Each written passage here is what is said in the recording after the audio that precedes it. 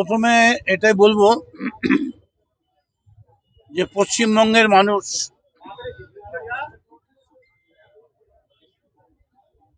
মমতা বন্দ্যোপাধ্যায়ের নেতৃত্বে আবার একবার তৃণমূল কংগ্রেসের সরকার নিয়ে আসার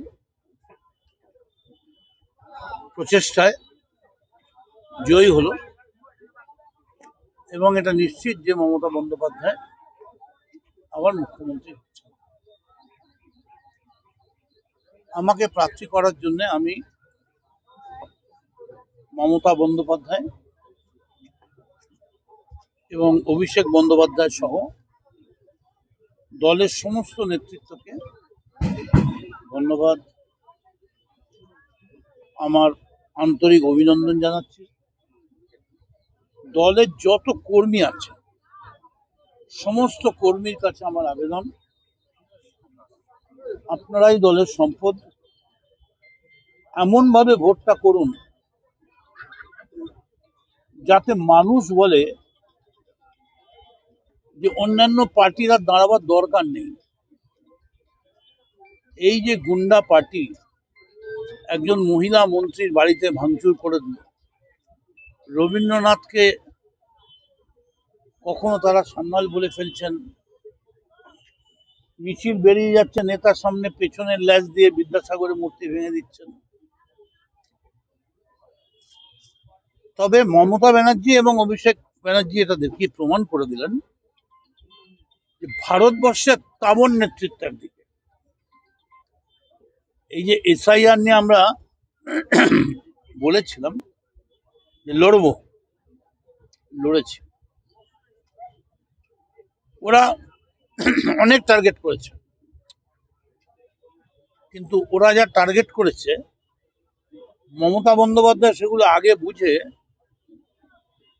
ঠিক সেগুলোকে যেখানে যা বসাবার দাবার ঘুটির মতো বসিয়ে দিয়েছে। কামারহাটিতে কি ইস্যু নিয়ে মানুষ যাবেন? আপনি দীর্ঘদিন বিধায়ক ছিলেন, মন্ত্রী ছিলেন। কামারহাটিতে এমনি ইস্যু বলতে তো সেরকম কিছু নেই।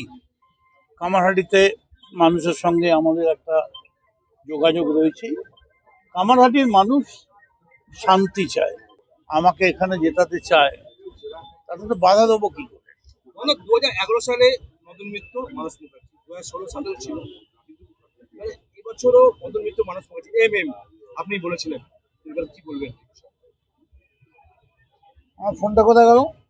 ফোনটা কোথায় দাদা, কার কাছে?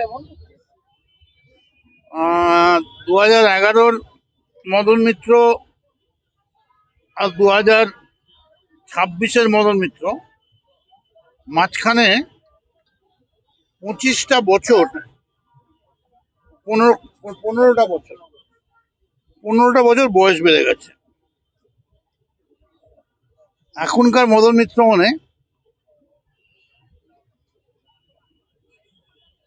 এই যে মদন,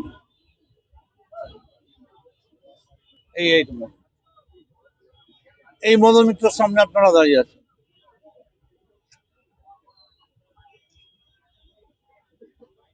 আমি মানুষকে হাত জোর করছি। মানুষরা কামারহাটিতে প্রচার করতে এসে বলছে যে ভোট লুট হয়, চোখে চোখ রেখে কথা বলবে, কি বলবেন? এমনি তো বোধহয় ওনার চোখে বোধহয় আমার যেমন চশমাটা পাওয়ার নেই, আমার শুধু ধুলো পড়ার জন্য। চোখে তো পাওয়ার টাওয়ার আছে, শরীরে আবার সিওপিডি অসুখ। এত এই বয়সে এখন আর চোখে চোখ অনেক তো রেখেছেন।